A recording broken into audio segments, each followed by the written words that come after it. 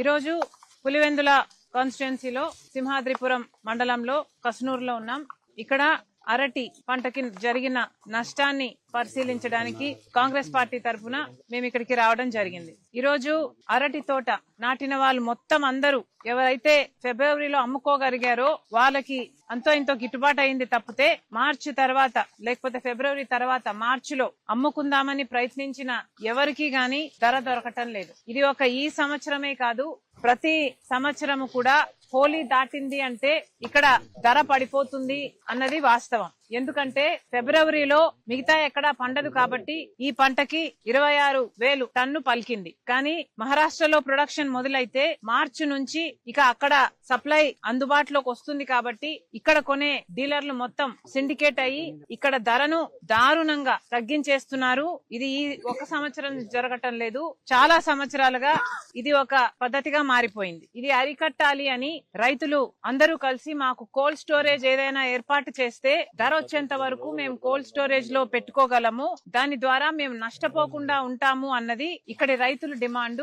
ఇది కొత్త డిమాండ్ కానే కాదు, ఇది వరకు నుంచి కూడా ఎన్నో సంవత్సరాల నుంచి కూడా రైతులు ఈ డిమాండ్ చేస్తూనే ఉన్నారు. మరి ఇంతవరకు కూడా కనీసం పులివెందుల కాన్స్టిట్యుయెన్సీ మాజీ ముఖ్యమంత్రి జగన్మోహన్ రెడ్డి గారి కాన్స్టిట్యుయెన్సీలో కూడా ఇక్కడ కూడా కోల్డ్ స్టోరేజ్ ఫెసిలిటీ ఇంతవరకు ఏర్పాటు చేయలేదు అంటే ఇది నిర్లక్ష్యం కాకపోతే ఇంకేమిటి. కనీసం ఇప్పటికైనా ఇక్కడ కోల్డ్ స్టోరేజ్ ఏర్పాటు చెయ్యాలి. అది లేకపోతే ఇక్కడ రైతులు ఎంత దారుణంగా నష్టపోతున్నారు అంటే ఫిబ్రవరిలో 26,000 టన్ను పలికితే ఇప్పుడు కేవలం 4,000 లేకపోతే మహా అంటే 6-7,000 కంటే టన్ను పలకటం లేదు. ప్రతి రైతు ఇక్కడ మొక్కల దగ్గర నుంచి అన్ని రిస్కే. ఇక్కడ కొంతమంది రైతులైతే తెచ్చుకున్న మొక్కలే కల్తీ, దాంతో ప్రొడక్షన్ దెబ్బతినింది అని కొంతమంది చెప్తున్నారు. ఇంకొంతమంది అయితే నాసిరకం ఫర్టిలైజర్లు ఇలాంటివి అమ్ముతున్నారు. మేము ఏది కొనాలో అర్థం కాక మేము కొన్న వాటికి కొన్ని డూప్లికేట్స్ ఉంటున్నాయి, కొన్ని పనిచేస్తున్నాయి. ఏది కొనాలో మాకు అర్థం కావటం లేదు.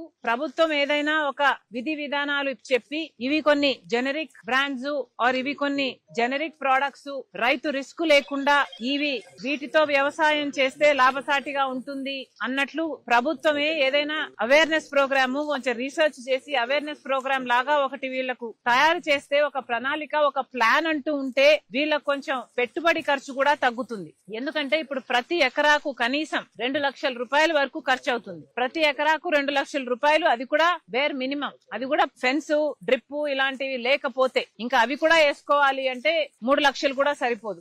అలాంటప్పుడు వచ్చే ధర చూసుకుంటే ఒక 25 టన్నులు ఎకరాకు వస్తే కనీసం గిట్టుబాటు ధర కూడా రాదు. ఈ 6,000 టన్నుకు పలికితే కనీసం 15,000 రూపాయలు టన్ను మద్దతు ధర లాగా ఒక ధర పెట్టకపోతే అసలు ఈ రైతులకు గిట్టుబాటే కాదు. అసలు ఈ రైతు అయితే ఇక్కడ పండించిన ఈ పొలం రైతు ఈ పొలం రైతు అయితే మొన్న వర్షానికి చాలా నష్టం కూడా జరిగింది. గాలి వాన వచ్చింది.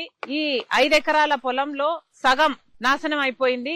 కనీసం పట్టించుకునేవాడు లేడు, ఎవడు రాలేదు, ఎవరు నష్టం అంచనా వేయలేదు. ఇంత అయిందా, ఇంత బాధపడుతున్నావా అని అడగలేదు. ఇంత నష్టపరిహారం ఇస్తామని గాని ఇంకోటని గాని ఒక భరోసా కూడా ఈ రైతుకైతేనేమి చుట్టుపక్కల ఇంతమంది రైతులు ఉన్నారు, ఎవరికి కూడా ప్రభుత్వం ఏ భరోసా ఇవ్వలేదు. ఇది ఎక్కడి న్యాయం అని అడుగుతున్నాం. ఇక్కడ రైతులను అడుగుతుంటే వాళ్ళ కష్టాలు చెప్తున్నారు.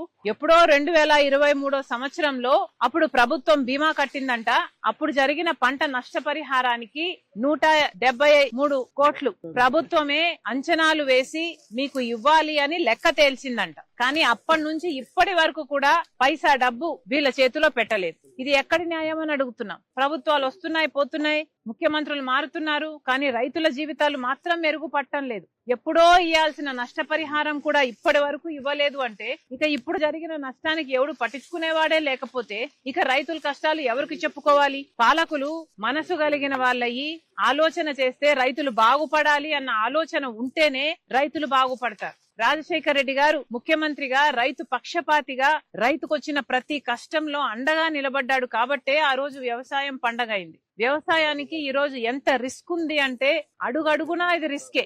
ఇన్ని దాటుకొని రైతు ఆఖరికి పంటను పండించి అమ్ముకుందాము అనేసరికి ఇంత కష్టం వస్తే ఒక పంట నష్టపోతేనో లేకపోతే ధర పడిపోతేనో కనీసం ప్రభుత్వం ఆదుకోవాలి అన్న సోయి కూడా లేకపోతే ఇక రైతు ఎలా బాగుపడతాడు? ఇప్పటికీ కూడా ఇక్కడ ఉన్న రైతులకు కూడా కనీసం ప్రతి సంవత్సరము మేము అడుగుతున్నాము కోల్డ్ స్టోరేజ్, అయినా పట్టించుకునే దిక్కు లేదు అంటున్నారు. ఇప్పటికైనా కూడా ప్రభుత్వాలు, ఇంతకు ముందు ప్రభుత్వం అయినా ఈ ప్రభుత్వం అయినా ధర స్థిరీకరణ నిధి అని చెప్తున్నారు. ముందు ప్రభుత్వం అయితే 3,000 కోట్లతో ధర స్థిరీకరణ నిధి అన్నారు. కానీ ఎప్పుడు ఇక్కడ రైతులకు కూడా ముఖ్యమంత్రి సొంత నియోజకవర్గంలో, జగన్మోహన్ రెడ్డి గారి సొంత నియోజకవర్గంలో కూడా ఎప్పుడూ ధర స్థిరీకరణ నిధి నుంచి వీళ్లకు ధర స్థిరీకరణ చేయటానికి వీళ్లకు డబ్బులు ఇవ్వలేదు.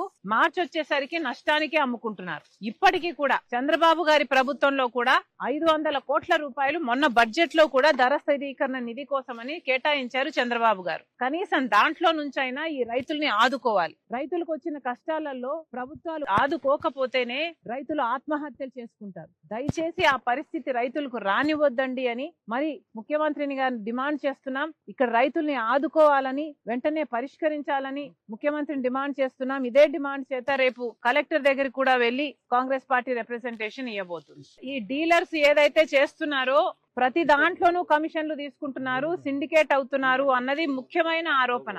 ఇది కూడా ప్రభుత్వం అరికట్టాల్సిన అవసరం ఉంది. ఇది యాక్చువల్లీ క్రిమినల్ కిందికి వస్తుంది. ఎందుకంటే రైతులు కష్టపడి పండిస్తే దాన్ని ఎక్స్టార్షన్ చేసి మరి 30% అయినా సరే ఎక్స్టార్షన్ చేస్తున్నారు అంటే this is not right at all. ప్రభుత్వాలు ఏం చేస్తున్నాయి? నిద్రపోతున్నారా? కలెక్టర్ అయినా పోలీసులైనా మేలుకోవాల్సిన అవసరం ఉంది. రైతులకు నష్టం జరగకుండా చీనీ పంటలో ఇది జరుగుతుందట, ఇక్కడ లోకల్ గా చెప్తున్నారు. పంటలో సూట్ అంటే కమిషన్, దీన్ని కూడా అరికట్టాలని కాంగ్రెస్ పార్టీ డిమాండ్ చేస్తుంది.